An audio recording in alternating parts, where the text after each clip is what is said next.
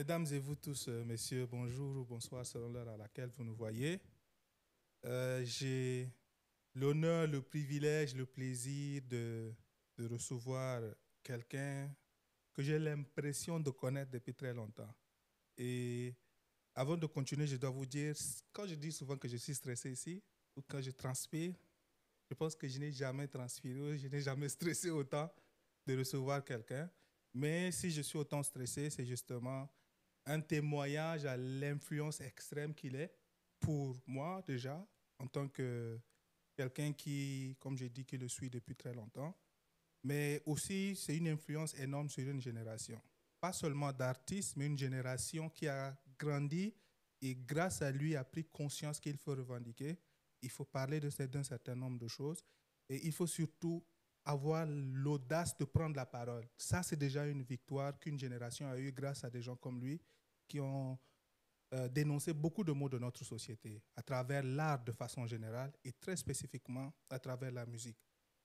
Si vous me suivez ici, vous savez, et je l'ai dit, je pense, à presque tous les numéros de Blédard Podcast, quand je parlais de musique, j'ai toujours dit que mon groupe préféré de tout le temps, c'est Yélène. Et si j'aime Yélène autant, c'est parce qu'elle a eu... La musique de Yélène n'était pas seulement des mélodies à mes oreilles, mais c'était comme une sorte de symphonie douce pour mon âme. Et donc, moi, j'ai beaucoup aimé cela. Et c'est pour ça que je vous dis que je suis stressé parce que j'ai l'impression de rencontrer quelqu'un qui est un héros. Et donc, merci d'être là, de nous suivre. Bonjour à tous, bienvenue sur Blédard Podcast et bonjour Mondoé. Bonjour, je me sens flatté. Bonjour Salim aussi qui est là avec nous Euh, aujourd'hui, qui est le compère de toujours. mhm. Donc Salim et moi, on est là sur la plateforme depuis longtemps. Et il arrive de temps en temps, j'essaie de l'avoir à temps plein, qu'il vienne à tous les numéros. C'est pas toujours évident. Mais Mhm. Salim, bonjour et bienvenue encore sur Blédard Podcast. Bonjour Eric, bonjour Mandoé. Bonjour. C'est un grand plaisir d'être là et tu as quasiment arraché tous mes mots de tout ce que je devais dire par rapport à Mandoé et on va découvrir tout à l'heure dans ce podcast. D'accord, merci. On va garder notre structuration habituelle. Et donc, en première partie, on va parler avec Mondoé de qui il est, Mhm. de l'homme, de l'artiste aussi.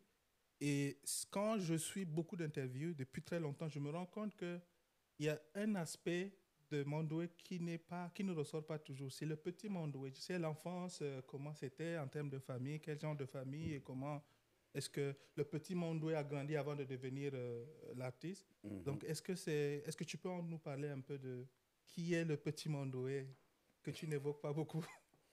Ouais, c'est vrai que le petit monde, ça a commencé à Mundu. Mais tout de suite, il fallait suivre aussi le papa qui était étudiant à Dakar. Donc on était parti à Dakar et on revient. Donc dès qu'on était revenu, le petit Mandoué, c'est aussi les années de guerre civile. Donc, je me retrouve à Sar, la famine, en tout cas, on a traîné au bord du fleuve là-bas. Et l'école primaire, c'est entre Mondou, Sar et puis N'Djamena. C'est aussi des années de scoutisme, donc à l'église et tout. Mais c'est aussi ces années de sculpture dans la famille directement, parce que mon papa, il est aussi sculpteur et musicien. Donc, pour moi, ça a commencé directement à Sarre, parce que c'est là-bas que j'ai commencé mes premières pièces. Voilà. Et puis, affectation oblige, donc le papa, il revient à N'Djamena, et on l'a suivi, et l'autre vie commence directement à Moursal, École Paris-Congo. C'était au temps d'Hissène Abré, donc il y avait les groupes choc, tout ça là. Et je pense que c'était même dans les phénomènes de groupe choc là que j'ai commencé ma première musique en fait. On partait les voir, on voyait comment ils animaient, on interprétait ces chansons-là, jusqu'à ce que le phénomène rap arrive avec les banlieusards, avec les complices. Et nous, on était rentrés dans la I got power. Et puis voilà quoi. Donc c'est un tout petit peu le résumé comme ça. Voilà. D'accord. Est-ce que Mondo a des frères et des sœurs? C'est un peu compliqué à dire parce qu'à la base, je suis un enfant unique. Mon père a eu une deuxième femme et j'ai eu un petit frère qui est à Mondoua. Mhm. il y a beaucoup d'artistes qui disent en fait que les chanteurs Mhm. ont, à une certaine étape, ont peut-être passé par la chorale et ce genre de choses. Est-ce que ça fait partie de ton parcours ou bien la musique était juste de la maison et puis après tu as été euh, au contact des musiques que tu viens de citer, des artistes? Ouais, bah, moi, comme je l'ai dit tout de suite, on partait regarder les animations de groupe Choc. Donc là, c'est le premier déclic. Et quand vous revenez dans la maison, vous montez aussi les mêmes projets avec les gars dans le quartier. Vous animez les... avec tu vois, vous avez des instruments et vous mimez la musique plutôt avec la bouche, quoi. Ok. Et puis ça danse avec. Mais maintenant, il y avait le phénomène hip-hop qui était arrivé. Certes, mon papa, il était musicien, sculpteur et tout. Mais il n'était pas question. Parce que ça passe pas. On ne fait pas la musique parce que personne ne gagne sa vie dedans. Donc lui, il Ok. n'était pas question que je fasse de la musique. Non. Voilà. Ok. Moi, c'est une question qui me revient souvent à l'esprit parce que je sais que tu as côtoyé un peu les complices. Mhm. Et entre-temps, il y avait aussi cette période de tapage nocturne. Est-ce que Mhm. tu peux nous décrire un peu ce moment-là? Qu'est-ce qu'il y avait autour comme écosystème musical, Mais notamment surtout en parlant du hip-hop? c'était vraiment les années de rêve pour moi parce que on voyait qu'il y avait une autre génération de jeunes, donc les Imam T, les Sultans, les Afrotronics, bon, à Sao et tout. Donc, nous, on était arrivés après. Mais la première vague, c'était les complices. Notre groupe à nous, on s'appelle. C'était les premières fois, les premiers clips, c'est-à-dire même qui passaient. Il n'y avait pas de réalisation, il y avait pas de studio d'enregistrement. Donc, même pour enregistrer, il faut peut-être sortir, aller ailleurs ou bien peut-être il faut aller enregistrer à la radio. Mais à la radio, il n'y avait pas de système d'instruments. Donc, vous venez avec les instruments et puis vous enregistrez directement. Et il n'y avait que la fête de la musique, il y avait les tapages nocturnes. Mais il y avait les complices, les banlieusards, et puis après, il y avait aussi le groupe Ikun avant. Maintenant, après, le groupe TBC va se constituer aussi. Mais pour avoir accès à l'Institut français, non, c'est énorme. Qui Moi, était entre-temps le centre culturel ouais, c'est français. voilà, le Centre culturel français. Et on peut être, par exemple, 150 artistes, groupes confondus, à venir faire des auditions pour qu'on retienne peut-être deux ou trois pour accompagner les gars pour la fête de la musique. Et la fête de la musique, c'est une seule fois dans l'année. Donc, si tu as raté, il faut attendre l'année prochaine. Et tout se passait en live. Donc, il faut constituer un groupe, avoir des musiciens. Il faut trouver des lieux pour répéter parce qu'il n'y en avait pas aussi. Et vous faites tout ça. Et puis, si vous n'êtes pas retenu, il faut attendre l'année prochaine. Et si vous êtes retenu, je ne vous fais pas dire le cachet, c'est 12 500. Tu vois. On est un groupe de 9 personnes. Donc, déjà, les tenues et tout. Et maintenant, si vous avez la chance d'être retenu, mais même les tapages nocturnes, on connaissait, c'était les mêmes têtes, quoi. Tu vois, c'est Banlieusard, c'est les complices. Ça a duré peut-être juste 1 ou 2 ans, maximum 3. Après, les choses ont commencé à... Nous, on a commencé à se rendre compte que non, non, non, si tu ne joues plus à l'Institut français, tu fais comment? Donc, c'est là où, moi, par exemple, avec mon groupe Inch'Allah, tout de suite, nous, on était partis dans autre chose. Il dit, il faut qu'on trouve des moyens pour vivre quand même. Et comme il n'y avait pas de scène, donc on montait des projets avec l'aumônerie catholique des malades. On dit que non, on va aller faire un concert, récolter de l'argent pour venir vous donner gratuitement. Mais est-ce qu'on peut nous permettre de jouer dans les églises? L'idée, ce n'était pas de se faire de l'argent, c'était juste d'abord de jouer en fait. Il fallait trouver un lieu pour s'exprimer. Et l'église, il y a un public gratuit qui est là. Donc nous, on venait, on faisait juste le concert dans l'après-midi, on prenait nos petites sœurs dans le quartier qui venaient faire la quête. L'aumônier est là, dès qu'on finit, on vient, on leur donne l'argent entièrement, on ne rentre même pas avec 1 franc. Mais comment on fait pour avoir de l'argent pour louer les sonos? C'est qu'on écrivait des demandes d'aide, on déposait chez les Alingués, parfois on ne nous donnait même pas beaucoup, il y a ceux qui donnaient 1500, 500 francs. Mais quand vous mettez ensemble, ça vous fait 12 500 et puis vous louez la sono avec. L'idée, c'est vraiment juste de venir jouer. Pour moi, l'autre question qui arrive aussi, c'est qu'est-ce qui vous motive dans autant de précarité? Si tu dis c'est pas l'argent, est-ce que c'est juste de la passion? Est-ce que bien vous dites que c'est quelque chose qui porterait fruit quand même, malgré que vos parents vous prédestinaient je vais dire, à un avenir pas très radieux quand même, dans cette lancée-là. Moi, dans mon cas, parce que je ne peux pas parler au nom de tout le monde, dans mon cas personnellement, je ne sais pas, parce que moi, j'ai toujours voulu être un artiste. Donc, je me suis donné les moyens pour ça. Même à l'école, je ne voulais pas qu'on me voie comme un élève, en fait. C'est un truc c'était dans ma tête comme ça. Mais mon papa, je pense qu'il avait eu peur par rapport à son expérience personnelle. Donc, à l'époque, il fallait être dans fonction publique, avoir un statut de fonctionnaire pour être respecté. Et on n'avait pas de modèle économique ou bien de modèle de réussite aussi. Donc, pour lui, il n'était pas question. Et quand j'ai voulu rentrer dans ça, comme je le disais tout à l'heure, il s'y opposait catégoriquement. Donc, mais je m'entendais avec mes amis. Donc, c'est moi, j'étais sculpteur, je travaillais, j'achetais le piano, j'achetais les trucs pour qu'on puisse travailler. Mais mes amis, ils étaient à l'école. Et donc, c'est compliqué. Sincèrement, c'est très compliqué. Eux, ils voulaient juste vivre une vie de rêve, de star, tant. Mais moi, je voyais ça en carrière. Donc, ça ne matchait pas, en fait. Jusqu'à ce que je fournis des efforts. Une fois, j'achète la guitare. Mon père, il est guitariste, il est chanteur. Moi, c'est mon premier exemple, quoi. Je viens, je lui gratte quelque chose. Il me dit, toi, tu seras tout sauf un chanteur. Et puis, continue à sculpter, tu vois.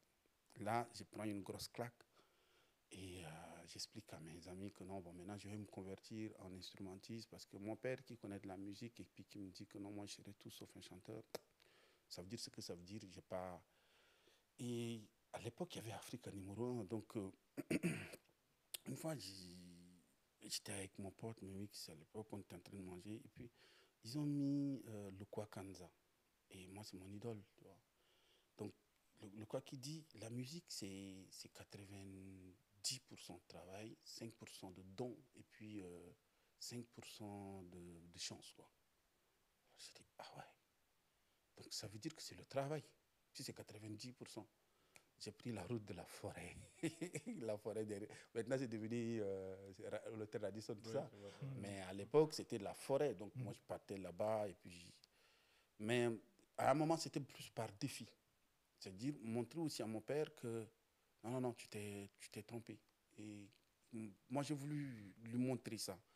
Mais franchement, je ne sais pas où est-ce que l'on trouvait l'énergie à l'époque.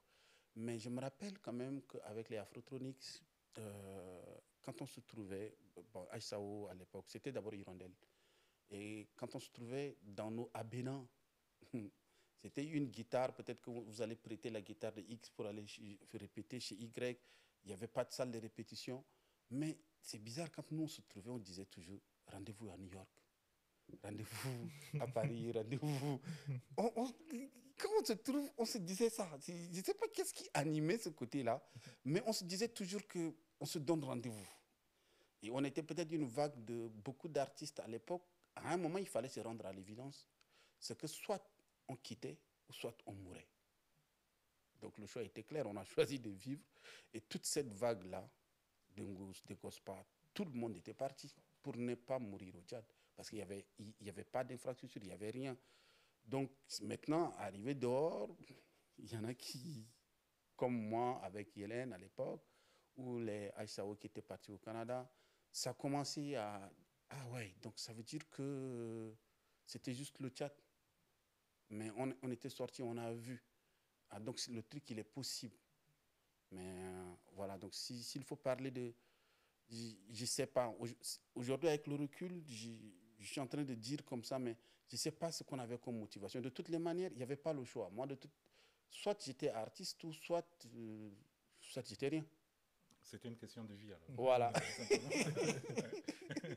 Moi, j'aimerais savoir comment la sculpture et la musique ont cohabité jusqu'à ce que la musique prenne le dessus et finalement la sculpture revient beaucoup, beaucoup plus tard. Est-ce que quand tu pars de N'Djamena, tu pars avec la musique et la sculpture, puisque les deux, la sculpture qui est le choix du papa, on va dire ça, et puis la musique qui est ta passion et qui est vraiment ton identité, que ce soit N'Djamena, Niamey ou Ouaga, comment ça cohabite jusqu'à ce que la musique prenne le dessus? Et surtout, qu'est-ce qui se passe pour que tu dises, écoute, je vais un peu mettre pause à la sculpture pour faire d'abord plus la musique. Et quel est l'élément déclencheur, quoi? Bah, il y a déjà un truc qui va vous surprendre. C'est-à-dire, la sculpture, c'était même pas l'idée de mon père. Mon père, il était sculpteur. Ok. Mais il n'était pas question que je fasse de la sculpture. Moi, je faisais le dessin. J'étais juste le petit employé qui polissait les œuvres à l'atelier. Et à un moment, lui, il a toujours pensé sécurité. Ok. Il ne pense pas bonheur, comme beaucoup de Tchadiens d'ailleurs, ou bien beaucoup d'Africains. L'idée, c'est qu'il faut quand même avoir son truc, être à fonction publique, avoir ça. C'est garanti. Donc, on parle de sécurité là. Et donc, il m'avait inscrit plutôt à l'école des arts appliqués à l'époque pour que je fasse de la rélure. Ok. Tu vois, tu prends le livre, tu dépoussières et puis tu refais. Mais quand tu fais au bout de 2 semaines, 3 semaines, 1 mois, 1 an, c'est bon, quoi. Après, c'est juste pour avoir un diplôme, mais qu'est-ce que j'en fais? Donc moi, la sculpture, je le faisais beaucoup plus parce que ça me permettait de gagner de l'argent. Ok. À l'atelier, je faisais les séries d'éléphants, je vendais à 500 francs. Donc ça me permettait de gagner de l'argent. Et c'est cet argent-là qui me permettait aussi d'avoir de l'autonomie. Parce que tout de suite, les choix que je vais faire, comme vouloir devenir un artiste, va me poser un problème. On va me dire, hey, si tu continues avec ce choix-là, tu vas quitter de chez moi. Si tu continues avec ce choix, tu vas faire ceci. Si tu continues avec ce choix. Donc moi, la sculpture m'a permis tout de suite de me dire, ah, je peux gagner de l'argent, me louer une chambre, payer ma scolarité. Mais là, j'ai opté pour les cours du soir. Comme ça me donnait plus de temps pour aller sculpter et pour aller répéter aussi avec mes gars. Donc, c'est comme ça que je continue. Mais l'histoire d'aller au Niger à l'époque, c'était parce qu'il y avait le groupe Inch'Allah. Donc, il y avait 2, 3 dedans qui voulaient aller faire des études. Donc, on profite, on va, bon, ok, on va au Niger. Mais pour partir au Niger, il n'y avait pas d'argent pour aller au Niger. Et moi, je me rappelle qu'il y avait le lit de ma mère, c'était son lit conjugal qu'elle m'avait donné. Elle me dit, je sais qu'en cas de galère, tu vas vendre. Je dis, non, non, c'est quand même ton lit conjugal, je ne vais pas me permettre de le faire. Mais quand on devait partir au Niger, il fallait 25 000. Mais 25 000, j'ai regardé tout ce que j'avais comme mobilier ou meuble à la maison. Tout ce que j'avais comme richesse là. La seule chose que je pouvais vendre et puis avoir 25 000, c'était seulement le lit. Donc j'ai dû vendre ça pour payer ma cotisation pour aller au Niger avec le groupe. Mais c'est arrivé au Niger que là, ça va prendre, ça je vous épargne cette partie parce qu'on arrive, un groupe tchadien, après il y a des étudiants, c'est un peu compliqué. On croit toujours que quand on va arriver, on va continuer à faire les études et puis aller faire de la musique. Mais ça, c'est quand socialement vous êtes assis. Ouais. Voilà. Et nous, c'était un peu compliqué. Donc, les étudiants sont partis dans les universités et nous, les artistes, on s'est retrouvés dans des coins artistiques. Et c'est ce qui a fait que finalement, le groupe se disloque là-bas. Donc, qu'est-ce que je fais? Soit je retourne au Tchad. Moi, il n'était pas question de retourner au Tchad. Soit, quitte à ce que je meure, je préfère même mourir ailleurs parce que de toutes les manières, je mourrais déjà là-bas. Donc, pour moi, il était question de partir. Mais c'est là où mon pote Memix, qui était Mas, et qui était en Côte d'Ivoire, au Burkina, qui me dit, si tu peux venir, parce que tu es sculpteur, et ici c'est le pays de la sculpture, et voilà. Donc, je débarque là-bas, effectivement, directement dans une fondation qu'on appelle la fondation Olorun, c'est que des sculpteurs. Mais bien avant ça, j'arrive aussi dans une communauté tchadienne où il y avait des étudiants. Tous ceux qui connaissent Ouagadougou savent qu'à Zogona, il n'y a que des étudiants. Et puis moi, je débarque là et là. Mon pote, il me dit de venir, mais c'était pas bien reçu. Parce que les étudiants, il y en a qui ont bien accepté, mais il y en a aussi, pour eux, un artiste, ça représente un peu la honte, quoi, tu vois. Ok. Ça vient pour gâter le nom, donc il fallait cotiser pour me rapatrier. Je dis, mais j'ai fait quoi après? Mon pote qui me dit, mais tu es venu pour te chercher, donc il faut que tu continues. Et du coup, j'ai dû quitter voilà, le Zogona pour aller à. J'ai trouvé la fondation Olorun à Gungé. Donc, je débarque là-bas. Il y avait un Français qui avait cet espace-là. Donc, il y avait des jeunes aussi en difficulté qui sont logés, nourris là-bas et tout. Moi, j'intègre l'espace et tout de suite, là, je fais vraiment la sculpture pour gagner ma vie. Et c'est vraiment grâce à la sculpture, ça m'a permis toujours d'avoir les pieds sur terre parce que au moins tu vends une sculpture, tu pouvais gagner de l'argent et donc c'était un choix d'abord il faut vivre pour pouvoir exercer la musique. Mais j'en faisais pas comme si je ne devenais pas musicien, ça allait être la fin de la vie, quoi. je deviens artiste, c'était déjà important. Donc, ça s'est passé naturellement. Je gagnais déjà ma vie avec. Après, on a même les premières motos, on a payé ça. Quand j'ai rencontré Smarty, on a commencé le projet Yellen. Comment tu rencontres même Smarty? Parce que là, j'arrive au Burkina. Ouais. Donc, de mon statut de sculpteur, je rencontre d'abord un premier Tchadien qui est Serge B du groupe Attentat et tout. Donc, eux, ils m'intègrent comme choriste dans leur groupe. Et là, on fait le premier concert au Sénasa. Donc, c'était un concert qu'ils faisaient contre un autre groupe qui s'appelle Masque Jazz. Et eux, moi, ils étaient venus me chercher comme un mercenaire, en fait. Moi, je ne faisais pas partie du projet. C'était un groupe de 2 garçons. Et puis, il y avait une fille aussi qui s'appelle Fanny, Wendy. Donc, moi, j'intègre le projet, mais c'était juste le temps d'un concert. Donc, on finit le concert. Et c'était ma première fois de monter même sur scène au Burkina. C'était un truc de 1000, 1500 peut-être, je vais dire de conneries, mais en tout cas, ça tourne autour de 1000. Et eux, ils avaient déjà tout répété leur truc. Donc, moi, je devais intervenir sur 5 chansons. Donc, le reste, j'étais pas dedans. Et on me dit, non, mais tu montes sur scène avec nous. Je dis, mais je fais quoi pendant ce temps? Il me dit, non, il faut danser. Je dis, moi, je connais mon talent en tant que danseur. Je suis tellement nul. Qu'est-ce que je vais foutre sur la scène en tant que danseur? Donc, je monte sur scène. On me dit, non, non, non, non. Je m'arrête là. Puisque ce qui est intéressant avec le rap, tu peux faire. Tu vois, tu vois. J'ai fait un, deux, 3 pas après. J'ai dit, non, je me trouvais tellement ridicule que je retourne dans les coulisses. Donc, quand je suis retourné dans les coulisses, là, maintenant, ma chanson où je devais intervenir commence. Heureusement que j'avais le micro à chef. Donc, je voulais sortir. Et là, les gars me disent, tu vas où? J'ai dit, non, je monte sur scène. Vous ne m'avez pas vu tout de suite. Là, il dit, t'étais là. T'as fait quoi? T'as foutu quoi, mec? Tu veux repartir pour faire quoi? Donc, il me bloque. Et là, on met le beat. Et c'est là où je balance le de Awatu, là. Ah ouais. Je balance là-bas. Donc, c'est le public qui a fait, wow! Et là, les gars se sont écartés. Quand je suis sorti, je ne suis plus reparti, tu vois.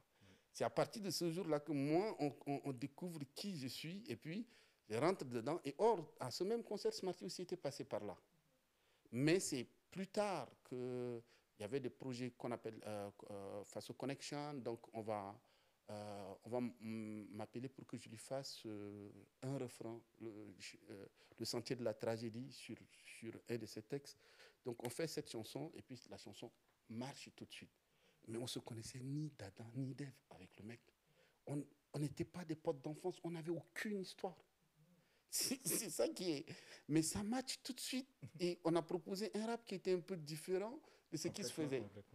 Et là, le public nous adopte tout de suite jusqu'au jour où une télévision canadienne ou brésilienne, je ne sais plus, canadienne, ouais, ils viennent, ils nous rencontrent, donc ils disent, mais de faire une chanson, on fait la chanson qu'ils connaissent. Après, ils nous demandent encore. Donc, moi, j'avais la guitare, je pose encore un autre refrain. Et puis, lui, il dépose un texte. Et puis, là, les gars, ils nous demandent, mais est-ce que vous êtes un groupe? On dit, non. C'est quand même dommage. Et c'est à partir de là qu'on a pensé au projet du groupe. Voilà. Bon, je pense justement à l'épisode Yellen. Si beaucoup de personnes, je pense moi aussi, on aimait autant Yellen, c'est qu'on écoutait en fond comme un refus de se laisser caser, ce qui peut-être s'est poursuivi avec le concept que tu mets en valeur, ne pas se laisser définir. On a l'impression aujourd'hui, on se rend compte que ça a commencé depuis l'enfance, oui. Que tu refuses de rester dans des cases. Non. Et est-ce que tu peux un peu élaborer sur ce choix déjà de vie, ensuite de carrière, de dire, écoutez, moi, il n'y a rien qui me définit, je vais être libre, que ce soit dans ma posture d'homme ou en tant qu'artiste, je vais aborder des thèmes qui ne sont pas forcément orthodoxes, mais je propose quelque chose qui est différent. Que vous ne comprenez pas, c'est une chose, mais moi, je continue d'être qui je suis jusqu'à ce que ça marche, et comme ça marchait avec Hélène. Moi, c'est ce qui m'a accroché. Est-ce que c'est quelque chose sur lequel tu peux un peu élaborer, ce choix de refuser de te laisser définir, en fait? Bah, déjà, le fait, souvent on utilise des termes, il est original, d'originalité, on est différent. Moi, je pense déjà que le fait d'être soi, ça fait de toi un être différent. Parce qu'on est tous différents les uns et les autres.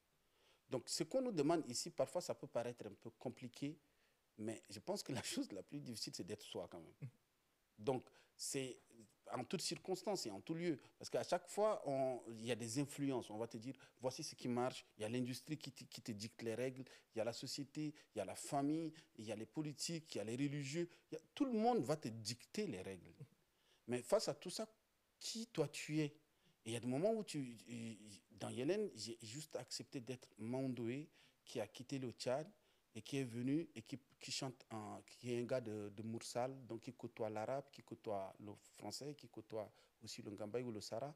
Et il fallait que je sois juste ça. On ne me demande pas d'être un Burkinabé parce que tout le monde, les Burkinabés, ils ont déjà des Burkinabés.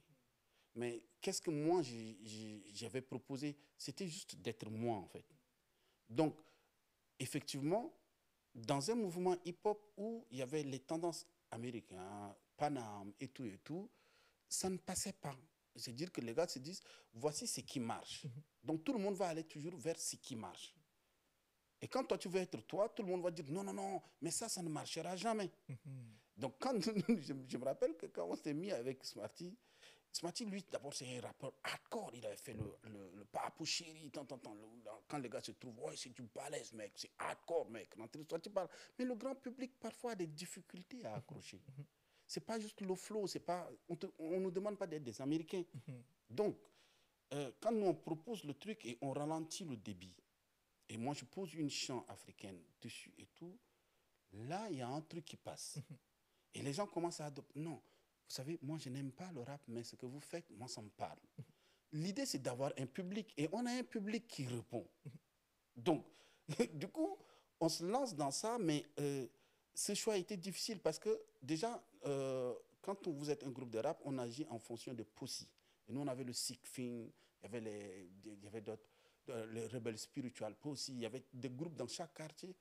Et là, quand on avait fait avec Smarty, je me rappelle, une fois, il y avait des gars qui nous ont appelés, ils disent, ouais, mais Smarty, toi, t'es un grand rappeur, mec, t'es un mec hardcore. Mais là, tu te mets avec le miauleur, là, tu vois, un chanteur. C'est pour faire du Makoma ou quoi? Et puis, Wow. tu vois. Mais il y a quelque chose quand même qui nous rassurait, qui nous faisait croire que, ah, attends, nous, on venait d'abord des situations très difficiles. Moi, je quitte le Tchad, lui, il a quitté la Côte d'Ivoire. Nous, on n'avait pas une situation économique, on n'avait rien. Mais tout ce qu'on avait besoin, c'est d'avoir un public. Et on avait un public qui répondait à ce qu'on faisait et ce qu'on aimait en plus. Moi, c'est ce que j'aimais faire. Je voulais être moi, chanter en arabe, chanter en gambay, chanter en sara, dans un pays qui n'est pas le mien, mais que les gens adoptent. Qu'est-ce que je peux demander de plus? Et je m'associe à un rappeur qui avait une belle plume et qui écrit et les gens comprennent. Donc, le truc était tout de suite. Donc, ce choix, ce n'était pas difficile. De toutes les manières, moi, j'ai toujours voulu être sculpteur, être peintre. Et un peintre ou un sculpteur, ce n'est pas l'œuvre qu'on voit d'abord. Non, ce n'est pas l'homme qu'on voit. On voit d'abord l'œuvre. Tu vois, quand tu vois un tableau de peinture, c'est peut-être juste, tu vas dire, waouh, le tableau, il est beau. Mais tu vois une sculpture, waouh, c'est beau. C'est après avoir apprécié la beauté que tu vas chercher à savoir qui l'a réalisé. Or, dans la musique, c'est un peu l'effet contraire, en fait. Dans la musique, c'est toi, donc on va dire que même si hier, personne ne te remarquait, si aujourd'hui tu chantes bien, on va dire que, ah, mais il est beau, mais hier aussi, tu n'étais pas laid, tu vois. Donc, la personnalité se confond dans l'œuvre. Et parfois, on a des difficultés à se dissocier de l'œuvre. Donc, finalement, on finit par se prendre pour ce que l'on n'est pas. Donc, pour moi, j'ai toujours voulu éviter ça. D'être moi, d'être vrai, d'être ce que je suis, quoi. Ok. Euh, il y a, moi, je suis choqué justement à cause de cette authenticité. Moi, je suis choqué de rencontrer des Burkinabés. Et j'ai un ami togolais et ivoirien qui connaît des paroles de Yélène, mais de Mondoé, il chante en Gambaye normalement. Donc, quand il a appris que je suis tchadien, la première chose, naturellement, il m'a demandé, est-ce que tu connais Yélène? Je dis, mais oui, je connais bien Yélène, c'est mon groupe préféré. Il commence à chanter Awatou. Il cite d'abord les titres des chansons et je me dis, ah, peut-être qu'il connaît. Et puis, il se met à chanter comme ça en Gambaye au bureau. Et puis, moi, j'étais là, je dis, mais comment est-ce que tu. Il dit, tu n'as pas idée à quel point j'ai pris du temps pour apprendre tout ça parce que je voulais juste comprendre. Et de temps en temps, je rencontre des Tchadiens, je leur demande, mais qu'est-ce qu'il est en train de dire? On veut juste comprendre. Et ça, pour moi, ça me choque parce que c'est un témoignage à quel point c'était important d'être toi-même parce que sinon, il y a plein de gens qui ne comprendraient pas un mot de Gambaye, en tout cas, qui a une langue tchadienne là-bas. Comme nous, on chante parfois en lingala, on peut chanter des chansons, que ce soit en djoula ou en bété. Il y a des chansons qui sont tellement célèbres qu'on se retrouve à fredonner. Et donc, il n'y a pas une meilleure représentation, on va dire, du Tchad artistique qu'avoir réussi à imposer dans un pays qui a une forte identité culturelle, parce que les Burkinabés ils sont fiers de leur culture. Donc, quand on a un Burkinabé qui est fier de sa culture, qui se met à chanter dans une langue étrangère, parce que la mélodie elle est tellement belle, pour moi, c'est le premier choc. En fait, c'est le plus grand témoignage à l'immensité de la carrière que tu as eue au Burkina. Et puis ensuite, parce qu'il y en a qui connaissent jusqu'à... Après Yélène, jusqu'à... C'est des fans à vie de Mondoé. Donc, je pense qu'il y a un public qui est conquis. Est-ce que tu peux un peu élaborer sur, par exemple, quelques temps forts de Yélène, on va dire ça comme ça, que ce soit les premières grandes scènes, les studios au début, comment c'était, une fois que ça explose en fait, est-ce que, parce que pour moi c'est plus grand que... composait déjà parce exactement. Que cette alchimie qu'il y avait entre soit, je suppose, le Bambara, le Bambaï, souvent le français, l'arabe, comment ça se faisait en fait? Bah déjà, moi, j'étais le grand frère, donc je prenais presque tout. Même le nom Yélène, c'est moi qui l'ai proposé. Ça veut dire quoi d'ailleurs? Yélène, ça veut dire lumière, en fait. Et pourquoi lumière? Lumière en Bambara. Bah, il fallait mettre la lumière peut-être dans nos vies déjà. Voilà, c'était juste ça. Et on n'écrivait jamais ensemble. Moi, j'étais dans mon coin et lui, il était dans son coin. Donc, dès qu'on se trouve, lui va me dire, j'ai un tel texte, est-ce que tu as quelque chose pour accompagner? Dès que j'écoute le texte, je dis, ah, j'ai aussi un truc comme ça. Et on commence d'abord les premières séances, c'est au studio avec Smokey. Et là aussi, c'était quand même très, très difficile. Comment arriver à sortir cet album-là? Non, ça, je vous épargne les détails parce que c'était des... Et puis nous, on ne se connaissait pas, comme je l'ai dit. C'est-à-dire, on n'était pas un groupe d'amis. Donc, c'est les circonstances qui ont fait qu'on s'est mis ensemble. Et pour sortir cet album, c'était un accouchement très, très difficile. Sauf que ça sort et ça devient un succès phénoménal. Ça aussi, il fallait... Quand tu ne t'attends pas à cette lumière-là et tu te retrouves devant les projecteurs, c'est comme si tu quittes l'obscurité et tu es devant les projecteurs. Ça ne fait pas que illuminer ton visage, mais ça peut aussi éblouir. Ça, souvent, on ne se rend pas compte de ça. Donc ça, c'était quand même des choses qui étaient très, très difficiles. Mais le fait de se battre pour pouvoir sortir cet album-là sans argent, c'est-à-dire qu'il fallait qu'on aille faire les tournées des marques de cigarettes. On a fait 10 dates à 50 000 francs par date. Il fallait économiser tout cet argent-là pour venir payer. Et puis après, on a juste une partie de l'album. Mais après, il fallait encore sortir, aller faire des spectacles. On n'avait pas d'instru, il fallait prendre un groupe de musiciens et puis faire le truc.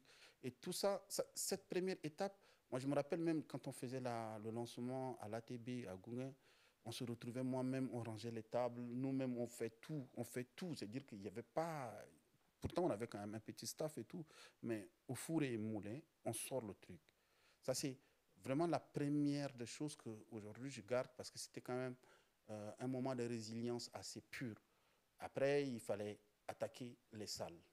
Tu vois? Donc, on attaque directement l'Institut français et là, on tombe sur un gars un blanc qui était arrivé à la fin du concert en tapette et puis qui nous regarde. Je vous amène en Suisse. Ça, c'est le premier concert. On était en 2002, quoi, tu vois. Il dit, je vous amène en tournée en Suisse, là. Non, il avait plaisanté comme ça. Quand tu les regardes, même, il ne ressemble à rien. Toi, tu vas nous amener où? Et dans l'amusement, 2 ou 3 jours après, il nous demande d'aller faire nos passeports. On a fait nos passeports. Et puis après, il nous donne une avance de 2 millions. Et puis après, pour vous préparer et tout. Et puis, il nous prend pour 45 jours en Suisse. Ah, c'était notre première fois même. Et puis, on était passé par Paris. Donc, on a pu même voir la Tour Eiffel, faire des photos là-bas. Et puis, avant de continuer en bus à Alpnach, en Suisse allemande et tout. Donc, ça, c'était quand même la première étape. Après, il y a eu aussi l'étape du stade qu'on a fait, gros challenge, 17 000 personnes. Après, une tournée dans 18 villes quand même. On avait fait deux stades, ouais, à Bobo-Dioulasso et puis à Ouaga. Ça, c'était en 2004. Et puis... il y a beaucoup de choses, parce que c'est en 10 ans, donc on a vécu beaucoup de choses. Nos premières tournées au Canada, les premières tournées en Hollande. Non, on a vécu tellement de belles choses. En 10 ans, on avait l'impression d'avoir vécu toute une carrière en 10 ans. Et puis avec 5 albums, avec beaucoup de chansons, donc il y avait beaucoup de belles étapes. Ouais. Voilà. euh, il y a beaucoup de belles étapes. Et j'hésite de poser la prochaine question Mhm, parce que c'est comme si on me demandait à quelqu'un d'évoquer son gourmet, en fait. mhm, Pour moi, il y a la fin de Yellen. mhm, Pour moi, c'est comme si c'est un gourmet personnel. mhm, Moi qui connais quasiment toutes les chansons, qui les ai écoutées, jusqu'aujourd'hui, j'ai que les Yellen sur mon Spotify. mhm, Euh, il y a beaucoup eu de... En fait, nous, on était dans l'incompréhension, on va dire ça comme ça, parce qu'on mhm, était un peu surpris. Après, on va parler effectivement du retour au Tchad, qui est une autre étape en soi. Mais mhm, quand on apprend qu'il y a... Enfin, c'est comme des soupçons. Au début, il n'y avait pas eu de position. On a attendu, on a attendu, on a attendu. Puis on s'est dit, apparemment, il y a un problème, il n'y a plus Hélène. Non, ce n'est pas possible parce que, justement, même s'il n'y avait pas de... Même si c'était né mhm. d'un concours de circonstances, nous, quand on regarde, on se dit, on a l'impression que c'est les meilleurs amis. Parce Ouais, que ouais. quand Mando et Smarty arrivent au Tchad pour des activités et des concerts, ils sont toujours ensemble, ils parlent toujours Mhm. ensemble. Donc, pour nous qui Je pense qu'ils regardions, qu'ils ont fini par devenir des bons Oui, amis. oui, c'est après qu'on a fait. Par la force des choses. donc, à la fin de ça, c'est vraiment en tout cas un cambouis de sentiments qui était difficile à digérer. Et Mhm, beaucoup plus tard, on va dire, peut-être même récemment seulement, il y a eu des explications par rapport à certaines circonstances que peut-être, bon, je ne pense pas, si tu le souhaites, tu peux revenir dessus. Mais pour moi, c'est, bon, on va dire, l'eau est passée sous le pont, il y a eu mhm, vraiment du mhm, renouveau, il y a une sorte de retour un peu qui s'est fait aussi. mhm. Est-ce que tu peux euh, parler de comment se passe la fin justement de cette ère-là avant que tu ne décides de rentrer, avant de te lancer en solo. Je pense que même pour nous, c'est pour ça que j'ai dit nous, même si on n'a pas compris, mais de ton côté en tant que personne, quand tu te rends compte que c'est peut-être fini, Hélène, est-ce que c'était une tristesse? Est-ce que c'est comme une sorte de, écoute, c'est pas grave, c'est une page qui s'ouvre et puis il y a une prochaine qui va commencer? Ou Mhm. bien voilà, est-ce qu'il y a l'indifférence? Est-ce qu'il y a la frustration? Est-ce que voilà, comment est-ce que tu te ressens lorsque tu te rends compte que l'aventure Hélène, peut-être qu'elle vient de se clôturer? Bah, déjà, comme vous, ou bien comme les gens aussi de l'extérieur, je veux dire, il y a eu des choses que peut-être c'est le temps qui nous a permis, même nous. Je ne vais pas me permettre de parler à la place de Smarty. J'ai beaucoup de respect pour lui.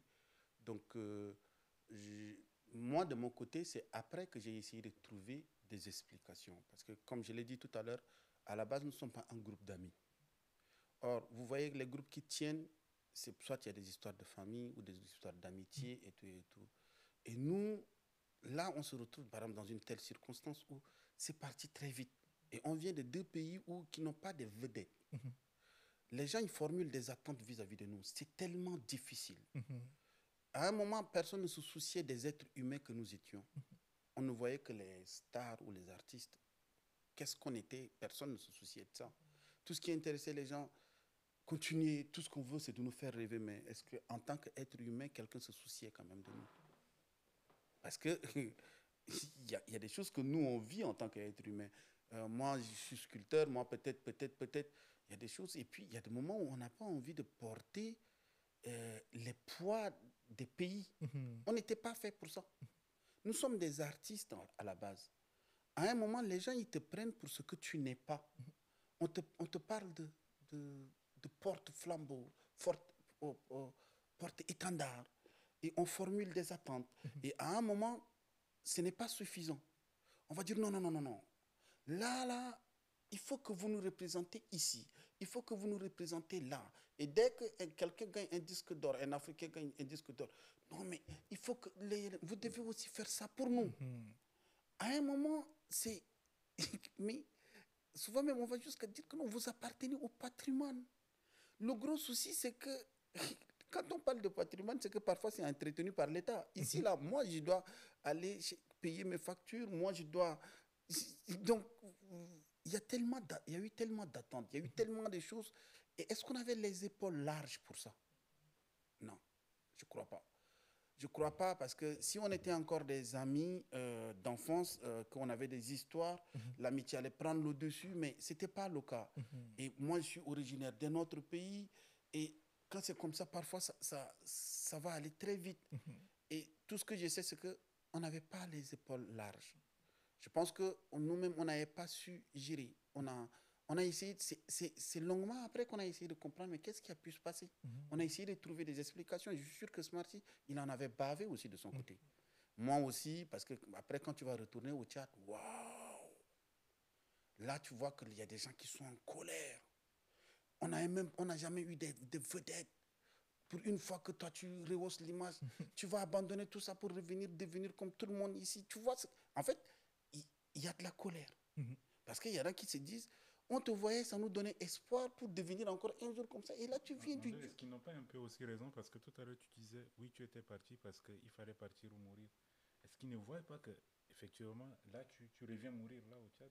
C'est Mais pas comme ça qu'ils voient justement, les choses. justement, c'est que en fait, il y a aussi une petite différence. Quelqu'un qui va dehors et qui arrive, par exemple, à réussir sa vie dehors, tu sais, dehors, rien n'est acquis. Mhm. Donc, je suis sorti et puis j'ai vu que non, finalement, il y a même des choses qui sont possibles aussi. Peut-être que c'était au niveau des attentes. Et les temps aussi ont changé. Avant, il n'y avait pas de studio, il n'y avait pas d'infrastructure, il n'y avait rien. Mais avant, on ne savait même pas, est-ce que, on faisait même pas la différence entre le public qu'il fallait créer, parce qu'il n'y a pas d'industrie, il n'y a pas de marché, donc il n'y a pas de public. Or, quand tu sors et que tu te rends compte que, ah ouais, c'est-à-dire qu'aujourd'hui, je peux créer un public. Donc, il faut que je crée le marché. Mais je ne peux pas créer le marché de la musique tchadienne, je peux créer le marché de Mandoui. Mhm. Et donc, est-ce que j'ai la possibilité d'avoir un public? Quelqu'un qui va dehors, qui arrive à se faire un nom dehors, à se faire une place dehors, ça ne peut pas être un échec. Il revient avec une expérience. Tu vois? Donc, ce côté-là, par exemple, mais est-ce que j'étais là pour gérer leur colère? Non. Ce n'était pas leur vie, c'était la mienne. Parce que ce que moi je vivais, ce n'est pas eux. Ils ne m'ont pas mandaté, ils n'ont pas cotisé de l'argent pour que j'aille vivre des choses et que le jour où je dois revenir, que j'ai des comptes à rendre. Parce qu'avant de partir, je n'ai pas eu des comptes à rendre. Donc pour revenir chez moi, je n'ai pas à avoir des comptes à rendre. Maintenant, je comprends aussi leur colère. Sauf que c'est à moi de démontrer que, ah, j'ai appris des choses, il y a ça, et que ma vie, elle m'appartient, j'en fais ce que je veux. Et qu'au lieu, par exemple, de vous énerver sur moi, ma vie, vous gagnerez aussi à penser à votre vie, parce que moi, en ce moment-là, je n'étais pas en colère contre quelqu'un. J'ai vu que le truc n'était pas possible, donc je suis parti, j'ai appris des choses. Aujourd'hui, je sais que c'est possible de faire certaines choses ici, et je reviens, et que c'est mon pays, que c'est mon droit aussi d'être là. Et ta colère, je la comprends. Je la comprends. Mais après, ce que tu en fais, ça, c'est ton problème. Mm. Donc, ça, par contre, c'était des choses que c'était l'autre étape difficile, tu vois. Mhm. Ouais. Maintenant, je voudrais parler de ce sentiment, mais de la part d'artistes. Mhm. Il y a ceux qui étaient frustrés parce que tu es rentré, mais il y a ceux aussi qui se sont dit, en fait, le grand rentré, il va nous aider à mieux comprendre, peut-être à se développer, peut-être qu'il va créer une grande maison de production, on va tous en sortir dorénavant. Il y avait quand même un homme et qui peut-être avaient des attentes, qui tout seuls se sont créés des attentes et Mhm. qui n'ont peut-être pas pu rencontrer Mondoé en personne, qui n'ont Mhm. peut-être Mhm. pas Mhm. justement pu voir ça se concrétiser pour eux personnellement en tant qu'artistes. Mhm. Et de temps en temps, moi, je vois sur les réseaux, quand il y a des bruits, il y a de temps en temps, il y a des gens qui disent, oui, mais il y a ce truc où il développe son truc à lui-même. Genre, comme si nous, on ne comptait pas, il ne nous aide pas vraiment. Il y a ce sentiment-là. Qu'est-ce que tu pourrais répondre à ceux-là qui euh, ont décidé tout seuls de s'attendre à quelque chose de la part de Oui, Mandoué, oui. qui sont frustrés parce qu'ils n'ont pas eu ça et qui veulent l'exprimer alors que Mandoué n'a rien demandé de base? Oui, et puis d'abord, en fait, il y a un truc qui est simple. Au Tchad, ce n'est pas seulement dans le domaine artistique. Tout ce qui rentre et vit au Tchad est un échec. C'est un truc qui a été perpétué oui, comment dire, voilà, depuis des années. Mhm. En fait, l'idée, souvent tu entends même dans les langages des quartiers, on va dire, il y a Salim là, il est rentré là, tu l'as vu quand même, euh, il n'est pas encore reparti. Il va repartir où? Il traîne à Moursal ici. Tu vois cette phrase, il y en a dans toutes les langues. En Angoulé, par exemple, en doute là, en Daï là. En fait, c'est que c'est tellement dur. C'est comme si tout ce qui vit au Tchad, Mhm. c'est comme si c'est un échec en fait. Donc déjà, à partir de ce moment, contrairement à ce que toi tu pouvais imaginer, il n'y avait pas beaucoup qui s'attendaient à ce que moi je revienne faire quelque chose. Mhm. Déjà, beaucoup se disent, ouais, il va revenir et puis devenir comme tout le monde ici, tant, tant, tant, tant, tant. C'était beaucoup plus ça. Et il y en a qui se moquaient plutôt. Ah ouais, il y en a qui étaient très contents aussi de savoir que ah, finalement, Somalais là. Donc finalement, c'était ça. Mais par rapport à ça, moi, je n'ai pas vraiment de leçons à donner. Je me suis dit, il fallait d'abord moi-même, parce que ce que moi j'étais en train de vivre, eux, ils ne savaient pas. Tu vis 10 ans d'une expérience comme ça, sous les lumières, et puis du jour au lendemain, tu passes à une autre vie. Donc, il fallait rester aussi focus sur mon devenir là, parce qu'il y a une transition, c'est comme une reconversion d'un footballeur. Donc, voilà, là, j'ai joué tant, niveau Madrid et tout, mais maintenant, il faut que je passe à autre chose. Donc, ça, il fallait rester focus. Ne pas trop s'attarder sur ça, parce que les gens, ils créent leurs demandes. C'est leur demande et ça les appartient. Je ne suis pas là pour essayer de régler tout ça. Et puis, ça aussi, les politiques ont joué un grand rôle dans ça. Ils ne mettent pas des infrastructures pour aider les artistes, mais quand quelqu'un s'en sort, ils récupèrent tout de suite et ils disent « Mais c'est ton rôle de t'occuper. » Ce n'est pas mon rôle de m'occuper des autres. C'est vous qui avez les moyens du pays ici. Vous avez des milliards sur des comptes. Vous votez des budgets par an, capables, par exemple, de construire des salles de spectacle, construire des infrastructures, mais vous ne le faites pas. Pendant ce temps, quelqu'un qui va fuir la misère que vous créez, je vais ailleurs, je m'en sors, je reviens, vous dites que non, c'est moi mon rôle de m'occuper des autres. C'est une fuite de responsabilité. Donc, ce n'est pas à moi de venir, par exemple, les attentes qu'il y en a qui émettent, mais les attentes, il y en a beaucoup. Ce n'est pas seulement ceux qui attendent à ce que tu viennes les aider dans leur carrière. Il y a même les politiques qui formulent des attentes. Que non, si tu n'es pas avec eux, automatiquement, ils te fustigent comme si toi, tu fais partie d'un élevage de leur parti politique. Tu vois, il y a, que ce soit ceux du pouvoir, tout ce comme ceux de l'opposition, il y a les religieux qui vont te dire que non, un artiste, si ça ne chante pas à l'église, c'est un artiste du monde. C'est comme si l'église est au ciel.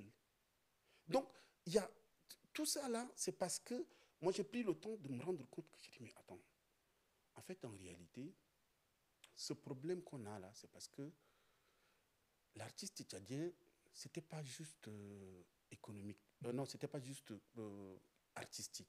Ce n'était pas juste la popularité ou la notoriété. On a eu les Talino Mano, on a eu les Ahmed Kazonga, tout ça. Mais quand on regarde l'univers au Tchad, on se rend compte, ou bien l'environnement au Tchad, on se rend compte que le problème, il est plus économique. Parce que, quoi qu'on dise, c'est l'économie qui détermine le social chez nous. Quand tu en as un peu, dans ta famille même, les gens, ils te respectent. Quand il y a des réunions de famille, toi, tu as ton mot à dire. Et ça, c'est vraiment l'économie. Et l'artiste tchadien a toujours été vu comme le Douroussa qui est en arabe, comme non. Et on est resté sur ça et on a développé ça. Et c'est ce qu'on a servi aussi aux autres. Donc les gens, ils vont nous dire que non, mais toi, à part la musique, tu fais quoi? Cette question bête, tu vois, c'est parce qu'on ne te considère pas comme quelqu'un qui est capable de vivre de ce qu'il fait. Donc, le fait d'avoir perpétué ça, ça a créé beaucoup de choses. Donc, à un moment, j'ai vécu tout ça. J'ai vécu toutes ces humiliations-là, les injures, j'ai vécu tout ça. Mais je me suis rendu compte d'une seule chose. Moi, j'étais parti en tant que Tchadien au Burkina. Qu'est-ce qui a fait que j'ai pu monter ce projet-là avec Smarty? C'était le travail. Mais justement, Mando, de toutes tes années, Yélène, permets-moi de revenir là-dessus parce que nous, tout ce qu'on voit, c'est tout le succès avec Hélène, tout ce que vous avez eu comme succès et tout. Mais derrière, quels sont peut-être des moments d'échec qui vous ont permis de vous construire? Parce que je sais que la plupart d'entre nous, on a ce moment d'échec. On se dit, ah tiens, par exemple, on a été nominé, je sais pas, et ça a été aussi votre cas au Cora Awards, et que voilà, on n'a pas eu le prix. Comment est-ce que vous êtes ressorti un peu plus fort de ce moment d'échec? Bah, déjà, justement, c'est que il a parlé d'attentes ici. Quand tu ne formules pas des attentes, c'est-à-dire que moi, dans ma tête, déjà, je vais dans un pays comme le Burkina. Le fait qu'on m'a déjà accepté, adopté et tout, je ne peux pas me mettre dans une position de demande. Ce qui nous arrivait, par exemple, à l'époque, quand tu vas au Cora, déjà être nominé au Cora, c'est énorme pour nous déjà. Donc, on ne va pas prendre ça comme un échec. Quand on te dit, par exemple, on fait toute une tournée, on finit peut-être 17 villes ou bien 18 villes au stade avec 17 000 personnes et qu'on n'a pas gagné de l'argent en tant que tel à la fin parce qu'on s'est fait entuber. Mais il fallait regarder le bon côté. Aujourd'hui, 15 ans après, peut-être on parle de cette tournée. Mais ceux qui ont bouffé l'argent, on ne parle pas d'eux. Donc, c'est toujours regarder le bon côté des choses. Et c'est cette expérience-là que moi, même quand je voulais finir avec toi tout de suite, je disais que quand je retourne maintenant au Tchad, pour avoir vécu tous ces moments-là, On a vécu des choses. Hein. C'est-à-dire qu'au Burkina, il y a des moments où on voulait lancer un album, par exemple, on se retrouve avec tous les médias contre nous. Et puis on dit, mais là, on fait comment? On dit, on laisse les médias. Et puis on attaquait les collèges et les lycées. Et puis on faisait... C'est-à-dire que nous, on ne se laissait pas faire. On dit, quand on nous ferme les portes ici, on ouvre de l'autre côté. Mais, et puis, là, dans ma tête, je me suis dit, tout ce que j'ai vécu là, quand je suis revenu au Tchad, c'est-à-dire que je vois souvent quand les gens ils te disent, ouais, on va le fermer ici. Vous ne pouvez pas me fermer. Parce que dans ma tête, je ne suis pas un Tchadien au Tchad. Dans ma tête, je suis un Burkinabé au Tchad. C'est-à-dire, c'est comme si, quand j'étais au Burkina, j'étais un Tchadien au Burkina Faso. Donc, je ne formulais pas des attentes. J'ai dit, je n'ai pas à me mêler des histoires même politiques d'abord même. Je suis venu dans un pays avec mon objectif de réussir sur le plan artistique. Si j'ai réussi, demain, je donnerai mon point de vue sur la politique. Mais je n'ai pas réussi. C'est quel modèle je peux servir? Donc, je reviens au Tchad aussi avec le même esprit. Je ne suis pas tchadien. Je suis tchadien dans la langue, je suis tchadien dans le temps. Mais je ne m'attends pas à quelque chose. Parce que d'abord, là, je reviens au Tchad où il n'y a même pas de modèle de réussite dans le domaine culturel et artistique. Il fallait soi-même créer son modèle. Je tiens à préciser que tout ce que tu dis, c'est vraiment philosophique. Il ne faut pas que les gens comprennent ça dans le premier degré. Oui, les gens, je sais, il y a des gens qui vont penser que si quelqu'un, je dis si quelqu'un prend cet extrait pour dire que Mando a dit qu'il n'est pas tchadien, sa langage, sa compréhension, c'est son problème. Donc, non, en fait, c'est juste la façon de voir. Oui. C'est-à-dire que le fait de se dire que non, je ne suis pas tchadien au Tchad, m'amène à mieux canaliser mes objectifs. Qu'est-ce que je suis venu pour faire alors? Oui, justement, mais quand tu dis ça, je pense qu'il y a beaucoup de personnes qui rentrent et qui n'arrivent pas à gérer ce sentiment. Oui. Que quand on rentre de l'étranger, moi je peux rentrer de la France ou quand je suis rentré des États-Unis, l'une des choses les plus dures, c'était de faire comprendre aux gens que, en fait, je ne suis pas un étranger de base. Mais je ne suis pas venu ici en disant que j'amène quelque chose d'exceptionnel. Non. Je suis venu voir ce qui se passe. Je vais essayer de m'en sortir. Et puis, ça s'arrête là. Je ne suis pas venu pour venir transformer tout le pays. J'ai juste 2 ou 3 choses que je voudrais faire, avancer sur un certain nombre de choses. Et justement, ne pas venir comme avec des attentes de « oui, j'arrive avec un tel niveau, un tel diplôme, un tel statut. » Donc, il y a des choses qui doivent se passer. Mais il y a beaucoup de gens qui n'arrivent pas à faire ce gap-là. Mais aujourd'hui, tu as réalisé tellement de choses au Tchad, que ce soit en termes des projets de Gawi ou Bakara, ainsi de suite, que c'est devenu un modèle. Est-ce que tu peux déjà parler de quelques-uns de ces projets? Moi, peut-être avant, parce que je voudrais qu'on soit juste chronologique, parce que juste après Hélène, c'était pour nous, mais vraiment, cette cassure, je pense que ça... on était beaucoup de mélomanes à être très frustrés par rapport à ça, avec beaucoup d'incompréhension qu'on comprend aujourd'hui. Et moi, je pense que personnellement, ça a été beaucoup d'influence au niveau même des textes, tellement c'était profond, parce que pour moi, c'était juste 2 poètes qui parlaient, un d'expression française et un autre en gambay. C'était juste mais vraiment deux poètes qui parlaient. Et après, pour moi, Hélène, c'était fini. Je me suis dit, bon, on n'aura plus jamais rien de nouveau. Tout ce que j'ai fait, c'était de rapidement sauvegarder ce que je pouvais avoir comme titre. Et là, paf, ton premier album, les premiers extraits Dari, sur YouTube. Et moi, j'étais à l'étranger. J'écoute les premiers titres, Frisson. On s'est dit, mais on a une chance. Hélène est parti. Mais on a quand même toujours Mandoué qui est là, mais qui revient un peu plus fort. Qu'est-ce qui t'a inspiré, Dari? Bah, déjà, c'est un projet que j'avais commencé au temps de Yélène quand on était venu pour le cinquantenaire. Donc, j'ai réuni quelques artistes tchadiens et puis j'ai gardé juste le titre.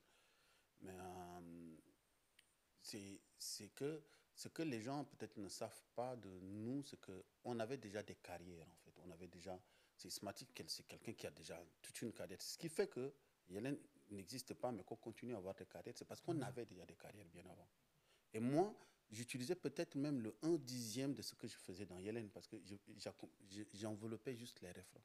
Je ne pouvais pas dire tout ce que je voulais dire même d'ailleurs. Parce que j'ai eu des chansons que j'ai mis aussi en stand-by et tout, parce qu'on avait un projet en commun et tout. Donc, c'est que de cette étape, il fallait juste faire les chansons. Mais j'avoue que quand un projet finit comme ça, tu vois déjà, même vous, des années après, vous revenez sur le sujet. Donc les gens de l'époque, ça ne peut pas comprendre ça. Il y avait de la colère, il y avait de l'incompréhension et il y avait le refus même de ce que nous sommes devenus après. Il y avait des gens, non, non, non, moi ce que vous faites c'est bien, mais tant que ce n'est pas vous deux, ça ne passe pas.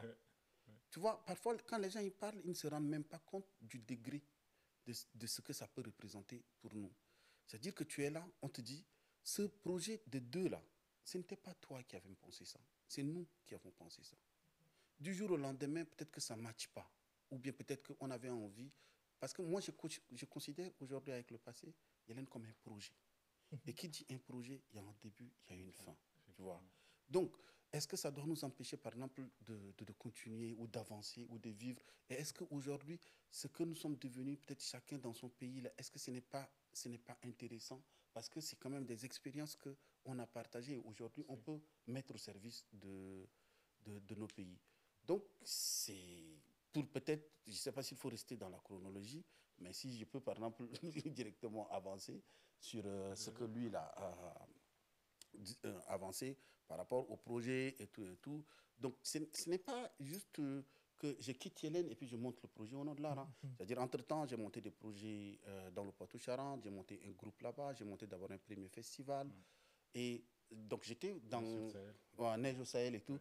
Et là, j'étais à peu près dans l'utopie de beaucoup de ceux qui rentrent de l'étranger, qui disent on va venir changer les choses. C'est une erreur. Parce que quand tu arrives, c'est bien de le dire, hein. C'est bien de le dire. Voilà, parce que beaucoup quand on arrive là, non, non, on va venir révolutionner les choses, là, on va changer les choses. Mais tu arrives et puis parfois tu te rends compte qu'il y a des gens qui ne veulent même pas de changement. Il t'a dit qu'il veut un changement. Que lui, il est bien là où il est. Et puis toi, tu dis non, il faut qu'on change des choses. Est-ce que lui t'a demandé ça? Donc, c'est là maintenant où tu vas commencer à te heurter à des barrières. Et là, tu prends quand même une dose d'humilité. Là, parce que là, tu te rends compte que non, non, non. En fait, les gars, même, ils se disent qu'on n'a même pas besoin de toi. D'ailleurs, on t'aimait bien quand tu n'étais pas là. Voilà. Voilà. Et donc, maintenant, après, c'est là où moi, j'ai commencé à me créer des philosophies. Parce que je me suis inspiré de la première étape. Quand j'ai fait le truc, je monte Neige au Sahel et tout et tout. Et du jour au lendemain, j'ai tout le monde contre moi. Et puis on dit que non, tu es seul contre tout le monde, c'est que c'est toi le problème. Donc, je prends le recul. Je m'installe quand même 3 ans en Côte d'Ivoire, je prends le recul et je me rends compte que non, non, non, non, non, non, non, non, c'est mon pays quand même. Et ce que aujourd'hui j'ai en main, là, je sais que si j'arrive avec beaucoup d'humilité et puis je peux proposer quand même quelque chose. Donc, j'ai pris le temps quand même de mieux observer les choses. Donc, c'est là où je reviens avec une autre philosophie. Pas d'attente, ni des politiques, ni de la famille, ni de la religion, ni des amis. C'est-à-dire que tout ce que j'ai à faire, c'est de venir proposer un projet artistique. D'abord, je commence par les enfants, je commence par les femmes, essayer de changer maintenant de langage. Et puis, ne pas être dans le jugement aussi. De dire que non, en ce moment, le seul langage qui passera, c'est juste de déposer un modèle. Une fois que les gens... Parce qu'ils vont toujours tendance à dire que lui-même, il parle beaucoup la même langue. Il a fait quoi? C'est vrai. Voilà. Donc, voilà, quelqu'un qui a des problèmes, quelqu'un qui a faim, toi, tu vas lui dire que non, j'ai fait des concerts. C'est quand le ventre est plein. Donc, les gens, ils ont d'autres problèmes.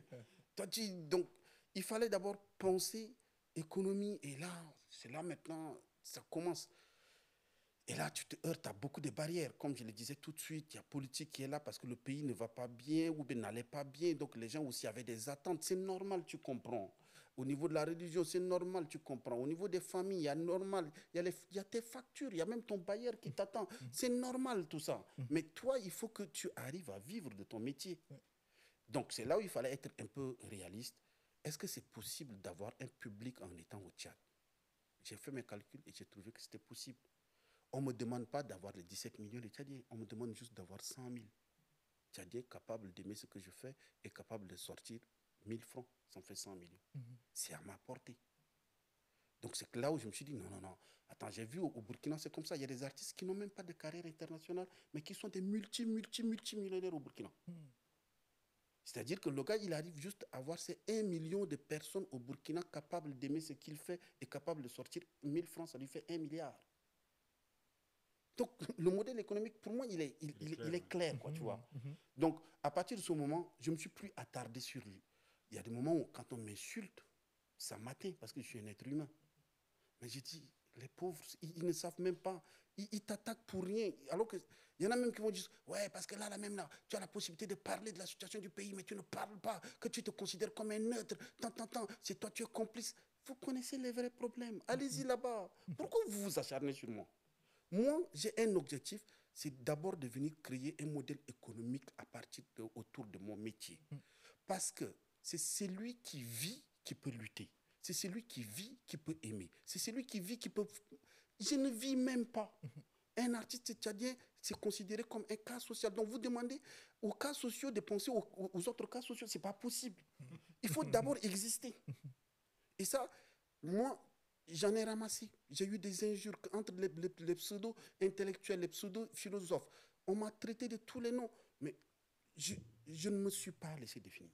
J'ai dit, de toutes les manières, ce n'est pas eux qui ont le monopole de ma vie. Ce n'est pas eux qui m'ont construit. Ils ne sont pas Dieu pour moi. Donc je suis resté focus. Et Dieu merci, ça va. Et est-ce qu'on peut rentrer un peu dans le modèle que tu as pu mettre en place? Parce qu'on parle de la maison de Agile, on parle d'Au nom de l'art. Je pense qu'Au nom de l'art, il y a beaucoup de séries. Hein. Oui. Je suis curieux, c'est quoi le prochain? Mais peut-être que tu nous diras ça à un moment. En fait, moi, l'une des choses qu'on a eu comme difficulté quand les K2 étaient là, Christian était là, Kandé était là, c'est justement les difficultés qu'il y a en termes d'accompagnement institutionnel. Est-ce que tu as pu avoir des entités, que ce soit nationales, ou je sais que l'IFT est souvent impliqué dans le domaine artistique au Tchad de façon générale. Je sais qu'il y a des missions diplomatiques aussi, ambassade de France, AFD, c'est quoi, de DAD, et d'autres instituts en tout cas qui mettent un peu en exergue cette diplomatie culturelle. Est-ce qu'il y a ces partenaires qui ont au moins accompagné, que ce soit sur le plan technique ou financier, les différents projets que tu mènes au Tchad? En tout cas, moi, il y a un mot qui me paraît intéressant ici, le mot accompagnement. Dans le mot accompagnement, tout de suite, si j'ai dit, Salim, ou bien mon frère, est-ce que tu peux m'accompagner? La première question peut-être que vous allez me poser, c'est on va où? Exactement. Voilà. Donc, on ne peut pas t'accompagner même si toi-même, tu ne sais pas où est-ce que tu vas. Donc, d'abord, le mot accompagnement, là même là, je pense que c'est comme le mot aide. Ça nous fatigue. Quand j'ai dit tout de suite que je rentre, je n'ai pas formulé des attentes. Je viens, j'attaque directement. Avant même de venir faire mon projet à l'Institut français, je me suis assuré déjà d'aller sur Internet. J'ai rempli des appels à projets. Il y a un qui a marché. Un appel à projet sur Internet. Ça a marché, ça ne me donnait pas beaucoup, mais j'ai fait déjà quelques dates ici en France pour avoir un peu de sous et venir payer déjà les t-shirts pour les enfants, assurer le minibus, tout et tout. Donc, c'est-à-dire que je suis venu déjà avec quelque chose en main. Et quand j'ai fait ce truc-là et que ça a pris, et puis le Covid était venu me mettre à genoux, je me suis reconverti tout de suite. Pendant ce temps, je vais encore sur d'autres appels à projets à l'international. Mais ce qui m'a permis réellement, ou bien qui nous a permis réellement d'asseoir une base, c'est cette fameuse tournée nationale qu'on avait lancée pour finir au stade. Beaucoup se sont moqués de nous, ils disent que non, c'était un échec, mais pour moi, c'était vraiment une vraie victoire. Parce qu'on a fait du 14 millions en termes d'argent cash avant même d'aller au stade. Avec le fameux slogan des tickets géants et tout. Les gens ont acheté, les institutions ont acheté. Et là, on a montré juste quelque chose on avait une capacité de mobilisation. Pour avoir déjà fait le projet, donc on s'est d'abord positionné par notre travail. Donc c'est normal. Après, il y a eu des institutions qui sont arrivées. L'Institut français, à un moment, tu marches, ça va. Donc on peut t'accompagner. Donc moi, je ne suis pas en train de mépriser ce que les autres disent. Mais si on me demande, par exemple, mon point de vue, j'ai dit, il faut qu'à un certain moment, qu'on arrive aussi à asseoir des bases si on veut que les gens nous accompagnent. Est-ce que je suis déjà debout? Est-ce que je peux marcher? Là, les gens peuvent m'accompagner. Et n'est pas formé, parce que je viens pour organiser une tournée, j'ai dit, je n'ai pas forcément besoin d'aller parler même de sponsors. Parce que je n'avais pas de sponsor. Je commence ma tournée et puis je dis non, je vais faire les tickets géants. Et j'ai fait le truc, et puis quand j'ai fait, je viens, je mets ça sur ma page. Et il y a des coraux qui m'appellent, qui me disent, ouais, moi aussi je veux pour 1 million, tant, tant, tant. Et là, comme ça fait du mouvement, les sociétés aussi disent, nous aussi on veut 5 millions de tickets. Il y en a les banques aussi qui disent, on veut 3 millions de tickets. Donc c'est parce qu'il y a quelque chose qui existe et ça attire l'attention, donc les gens ils viennent dedans. Et une fois quand on prend aussi cet argent, on reste projet. Si c'est projet, quand on fait le projet, on ne prend pas l'argent du projet pour aller payer autre chose avec. On ne prend pas l'argent du projet pour aller se construire sa maison ou bien pour aller faire mariage avec. Parce que c'est là-bas aussi le problème. Souvent, on monte des projets, mais l'argent du projet est détourné pour faire autre chose. Et on est dans des petites villes où tout le monde est au courant de tout le monde. Pendant que tu reçois l'argent de ton projet, on a entendu que tu as eu 15 millions. Et le lendemain, on entend que toi, tu t'es marié. On sait que toi, tu ne travailles pas. Donc, à un moment, les gens, ils parlent. Bien sûr. Donc, moi, je pense qu'il y aura de plus en plus des institutions qui vont accompagner, mais le problème est d'abord chez l'acteur lui-même. Est-ce qu'on a développé une capacité pouvant permettre aux gens... Aujourd'hui, même quand je parle d'image, il y a même des artistes qui m'insultent. Alors que moi, mon image, aujourd'hui, me permet de vivre au Tchad. Je vends mon image à 3 ou 4 sociétés, ça me permet largement de vivre. C'est un produit, mais ça s'entretient aussi. Tu vois? Donc, il faut qu'on enlève le mot assistant dedans. C'est-à-dire que le sponsoring, ce n'est pas de l'assistance. Souvent, on vient, non, on veut un peu de soutien. Déjà, tu viens dans une situation du malheureux. On ne peut pas t'aider, ce n'est pas possible. Soit, peut-être que tu peux bénéficier des RSE. Tu vois, au niveau des entreprises, il y a la responsabilité sociale. Là, on peut t'aider, mais là, soit un cas social. Mais sinon, si on doit parler en termes de sponsor, on parle d'échange marchandises. Qu'est-ce que toi, tu peux me faire gagner? Est-ce que ton festival a une capacité de mobilisation? Est-ce que ça traîne du monde? Est-ce que ça l'aura sur l'international? Est-ce que Là, tu n'as même pas besoin, en fait. Moi, je me suis dit, souvent, on trouve plus d'excuses que des raisons. Et moi, aujourd'hui, je suis focus dans le côté raison. Je n'ai pas des attentes. Ceux qui veulent, le train des gens marche, soit ils nous prennent en route.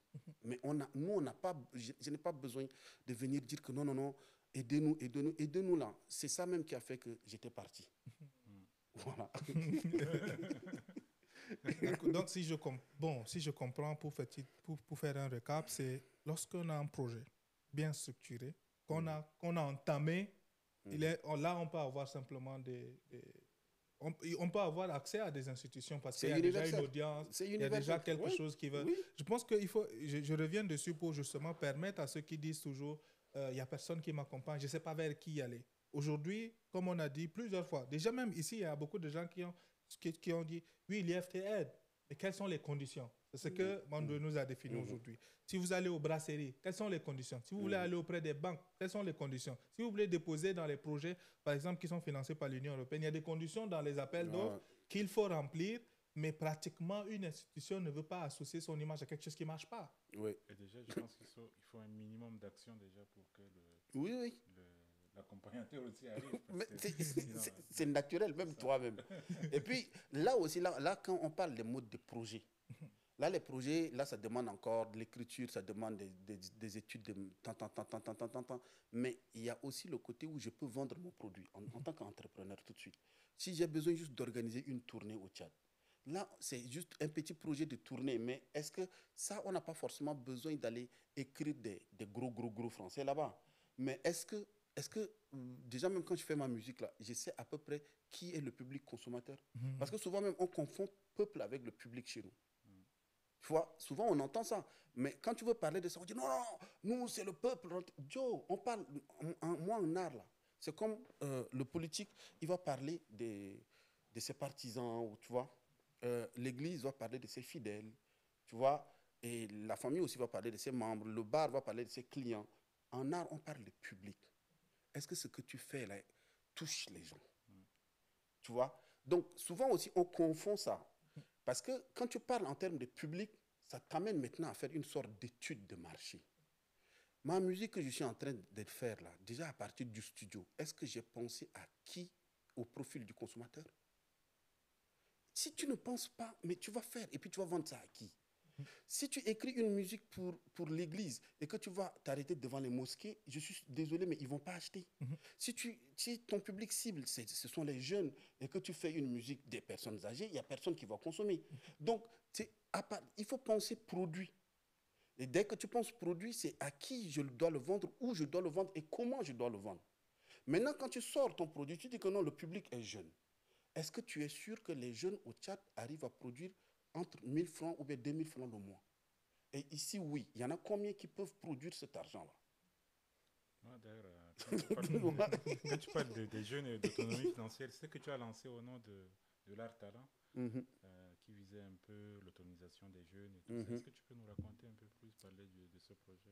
Oui, parce que chaque année, on lance des projets, puis on quitte et puis on va à autre chose. Parce que le constat qu'on a fait, ça c'est en parlant de ça là, on se rend compte que, ça c'est après la tournée, on se rend compte que si on a amené les institutions ou bien les hommes d'affaires à acheter des tickets, c'est parce que les jeunes ne produisent pas de l'argent. C'est une vérité. Voilà.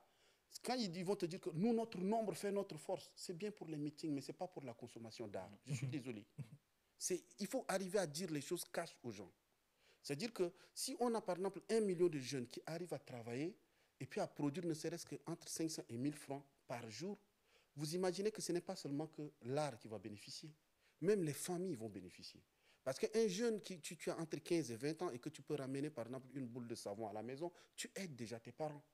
Et ce n'est pas parce que ton papa, tu es le fils de que tu ne peux pas travailler. Même les enfants de Barack Obama, ils vont travailler parce que ça fait partie des valeurs.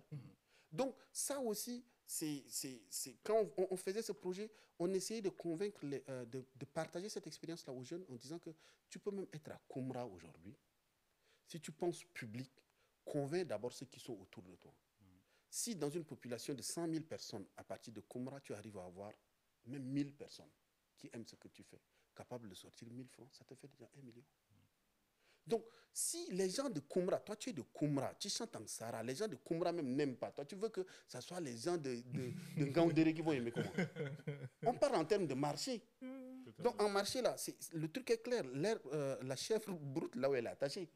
Donc, si souvent, je dis aux jeunes, parfois, il y en a qui s'énervent. Je dis, tu fais musique, même ta copine n'est pas au courant. Mec, il y a un problème. Il faut que tu te poses les vraies questions. Donc, il faut qu'on pense public. Et si les jeunes, aujourd'hui, moi, ce que j'ai envie même de partager avec les jeunes, c'est qu'il ne faut pas qu'on rentre trop dans l'utopie. Parce qu'il y a des pseudo-managers aujourd'hui qui disent que non, ils vont développer la carrière des jeunes artistes. Mais eux-mêmes, ils ont développé la carrière de qui d'abord? C'est quoi le marché international aujourd'hui? Est-ce que le marché international, l'international, moi je pense même qu'on a ça dans les téléphones. C'est pourquoi Aïcha Tremblay, elle a tremblé dans un village et puis après elle est partie. Donc grâce à Internet aujourd'hui, le marché peut venir même nous trouver, même si tu es à Doba. Le truc, c'est qu'il ne faut pas mettre les charrues avant les bœufs. Aujourd'hui, tu peux être un artiste tchadien, vivre au Tchad et vivre de ton métier. Complètement. Parce que d'ailleurs, même quand tu vas venir en France, vous qui vivez ici en France, vous voyez, même pour les artistes français, parfois c'est difficile.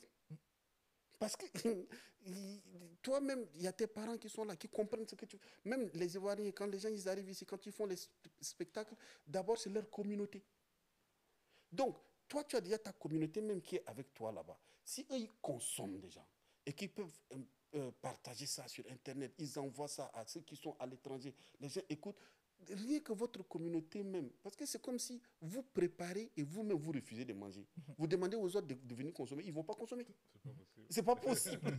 Donc, beaucoup pensent qu'il faut sortir, comme au temps de Hélène avec Smarty Mandoué, comme ça, on va dire le retour de l'enfant produit. Ça, c'est fini, ça.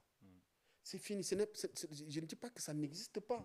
Mais Afrotronics, aujourd'hui, il fait le tour du monde, c'est parce qu'il est structuré, il a une vision.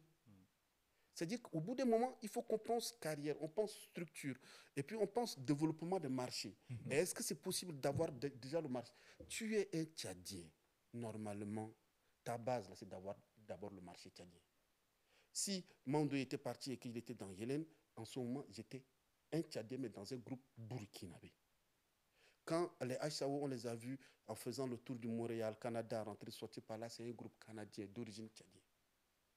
Donc, si toi, tu es Tchadien, résident au Tchad, il n'y a pas de raison. Je veux dire, je ne suis pas en train de limiter les ambitions, mais je parle juste de la réalité du terrain. En fait, tout le monde ne peut pas venir réussir aux États-Unis ou en France. C'est qu'il y a un marché. Donc, toi-même, tu peux même prendre déjà ce marché. Ça peut te permettre déjà d'asseoir le marché. Et puis maintenant, tu peux avoir les ambitions et puis aller ailleurs, quoi. Aujourd'hui, avec le projet monté au nom de l'art talent, c'est quoi les retombées aujourd'hui que toi, déjà, tu arrives à mesurer auprès des jeunes en ce moment? Je n'ai pas vraiment encore le temps de mesurer beaucoup de choses. En ce moment, ce qui est intéressant, c'est au niveau des déclics. Beaucoup commencent maintenant à se dire, hey, c'est un métier qu'on peut vivre avec. Parce qu'ils viennent, ils voient ce qu'on est en train de faire. Ils voient qu'il y a de l'argent qui rentre. Quand nous, on avait commencé, on n'avait rien. Moi, j'étais en location et tout et tout. Après, on paye un espace à Baccara, on investit de l'argent. Aujourd'hui, on a des bus, on a des espaces. Il y en a qui sont logés là-bas, on a des salariés. Donc là, ça les rassure. Ils se disent, ah ouais, donc le truc, il est possible, quoi. Bon, je pense on a dépassé notre heure Voilà. largement. L'idée, bon, je voudrais qu'on puisse parler un peu de l'objet de ta présence parce qu'on est à Ivry ici. Donc, est-ce que tu es en France pour un séjour privé? Est-ce que c'est pour le boulot? En fait, c'est beaucoup plus un peu de remise en question aussi. Je voulais prendre un peu de recul. Parce qu'après tout ce qu'on a fait au Tchad, j'ai dit, ah ouais, donc le truc, il est possible, il est aussi temps que moi-même, je pense à ma carrière aussi. Mhm. Donc j'étais sur une résidence de création avec une dame ici, au niveau de la Comédie Française, qui s'appelle Michel Garaya. Mhm. L'idée, c'est de mettre mes chansons en théâtre. Ok. Je voulais aussi essayer autre chose. Et puis, voilà, sortir un peu de ma zone de confort. Aujourd'hui, le fait d'avoir Au nom de l'art qui est là-bas, ça permet déjà, il y a des jeunes qui sont là. Moi, le fait d'être un peu dehors, ça me permet aussi de les observer un peu. Mhm. Parce que là, quand tu es dehors, tu vois un peu Mhm. nettement mieux et ça me permet de faire des orientations et de temps en temps de descendre. Les projets clés, on en a déjà. Dans l'année, on a quand même 3, 4, 5 projets qui sont déjà clés. Mais maintenant, il faut aussi que je pense à ma carrière en tant qu'artiste. Parce que Ok. si je n'existe pas, je ne pense pas que le projet va exister. Ouais, Ça y mais va de mon équilibre, en fait. la résidence, en fait, je rencontre de temps en temps des artistes qui viennent ici pour des résidences. Et puis quand je parle à d'autres qui n'ont aucune idée de... Ça consiste en quoi et comment on se retrouve en résidence ici, en fait? Non, là, moi, j'avais ressenti le besoin, par exemple, de mettre mon atelier en scène. Ok, ok. Donc, c'est l'atelier de Mandoé, puisque je suis sculpteur. Donc, c'est ce projet-là que j'ai commencé avec les jeunes. Sculpter en chantant et puis chanter en sculptant. Mhm. Après, je me suis dit, mais attends, je peux créer un spectacle autour de ça. C'est comme si je débarque dans un atelier et je me mets à sculpter. Mhm. Et puis, je chante avec. Sauf que, et puis, je vois que j'ai quand même plus d'une centaine de chansons que je peux les mettre dedans. Ah ouais. Donc, qu'est-ce que j'ai fait? Je me dis, bon, OK, là, je rentre quand même dans un monde de spectacle, donc de scène. Et il fallait s'adresser aussi aux gens qui maîtrisent un peu le sujet. Donc, c'est comme ça que je suis rentré en contact avec Michel. Mhm. Et tout de suite, elle a apprécié le projet. Ok. Et c'est comme ça qu'on s'était mis ensemble. On a partagé déjà des choses. Là, on est en phase d'écriture. Mhm. Après, maintenant, on va passer au stade de Ah, répétition. Et puis après, C'est un nouveau répertoire, c'est... non, non, non, il y a quelques nouveaux titres dedans. Ok. Mais l'idée, c'était de faire, par exemple, un spectacle qui peut être un peu, excusez-moi, qui peut être un peu polyvalent. C'est-à-dire qui peut se réinventer à chaque fois. On peut le faire avec des musiciens, tout comme on peut le faire avec de la voix simplement. Mais ça va être un peu plus théâtralisé. Donc, ok. c'est tout mon répertoire que après j'ai remis ça en piano-voix pour permettre encore d'avoir plus de force, quoi. Ok, bon, je vais juste aller sur mes questions flash et puis on va Mhm. clôturer. Vas-y. D'accord. Une série de questions, on va aller tic au tac et puis on va clôturer. Mhm. Ma première question, c'est quel est ton mot préféré en Gambaye?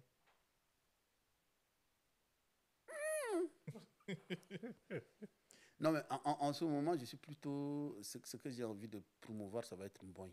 D'accord. Mhm. Si on t'enlevait la voix, que resterait-il de toi?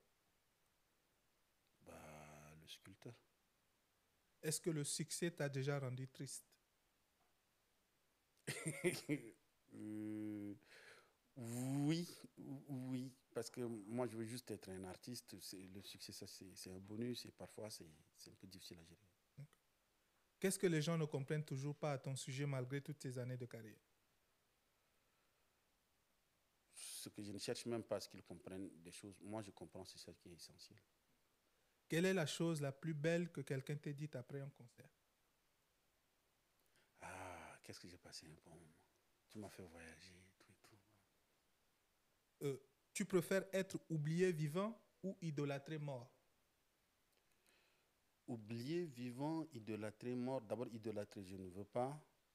Euh, oublier vivant.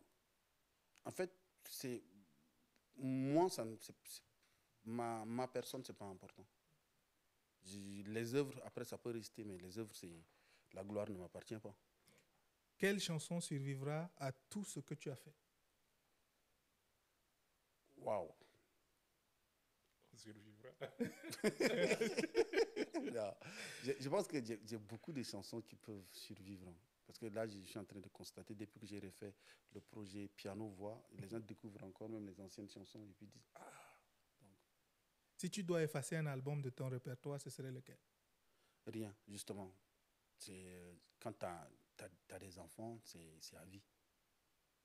Qu'est-ce que tu ressens quand tu vois une femme potière de la Maison de l'Argile exposée grâce à toi? Bah déjà, j'ai dit pas grâce à moi, mais grâce à elle déjà. Mais je suis content de savoir qu'il y en a qui commencent à vivre de leur métier. Ouais. Quand tu quittes la scène et que le silence revient, tu ressens quoi exactement? Je ressens le silence. La paix, ouais. Quelle est ta chanson préférée la chanson préférée que tu as écrite? J'en ai pas parce que je les vois comme des enfants, donc je ne veux pas créer de la jalousie. Quelle est la chanson préférée de quelqu'un d'autre que tu aimes, de notre artiste? De notre artiste. Il y a la liberté de penser de Florent Pagny. Ouais, cette chanson, elle me parle en fait.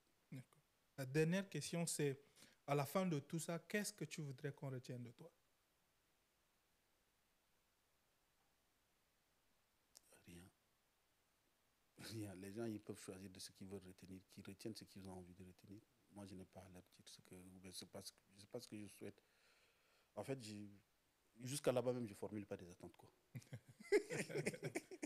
Merci beaucoup, merci pour ton ouverture, merci pour ta disponibilité. Je pense qu'on arrive au terme. Je voudrais te donner un mot pour, si tu as un mot de fin à dire. Moi, je suis resté encore, j'ai encore des thématiques. Je sais que si tu es là, je voudrais encore t'inviter pour parler. On peut parler. On peut revenir, on va parler hors caméra, mais je voudrais vraiment qu'ils reviennent encore. On va creuser certaines choses. Aujourd'hui, vu qu'on a une limitation de temps, il y a vraiment des aspects qu'on n'a pas creusé comme on aurait aimé. Je pense que ça allait aussi sur ça. Personnellement, c'est juste déjà le remercier pour ce qu'il est, le grand frère qu'il est, parce que quand même, ça fait. Moi, j'avais quoi, 15 ans que je l'écoute, j'en ai 40, ça fait 25 ans en fait qu'il est resté là. Et j'ai dit, c'est quoi ton secret? On t'écoute toujours avec, tu vois, le même amour et tout. Et c'est aussi quelqu'un avec qui inspire beaucoup à travers tous ces projets qu'il mène, qui essaye de montrer le chemin aux jeunes, surtout avec ce nouveau projet qu'il est en train de mener à Gaoui.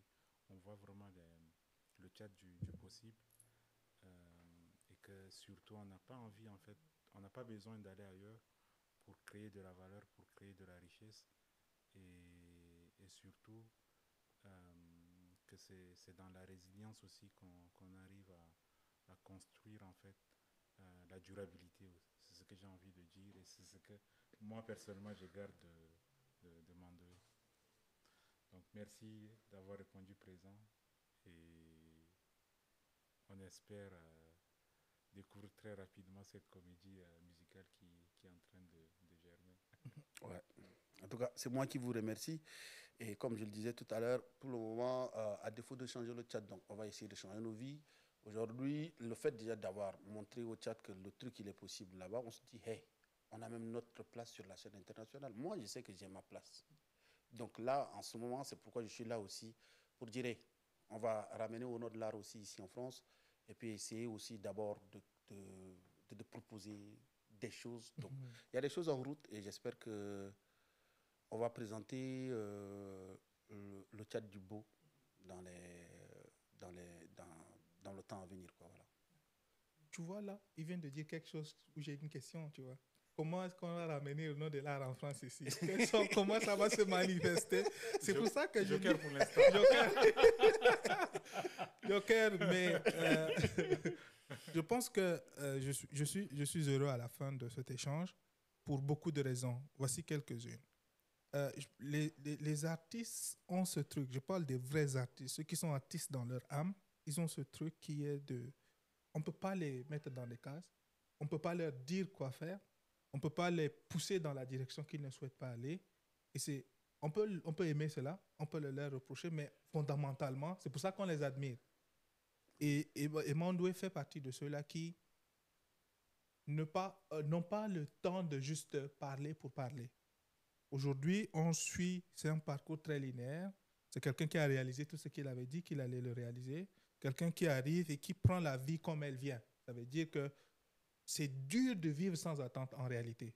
Mais lorsqu'on réussit à le faire, on débloque des choses qu'on ne soupçonne même pas. C'est-à-dire des portes qui n'étaient même pas visibles. On réussit à les voir parce qu'on n'avait pas d'attente. On s'adapte, on s'en sort.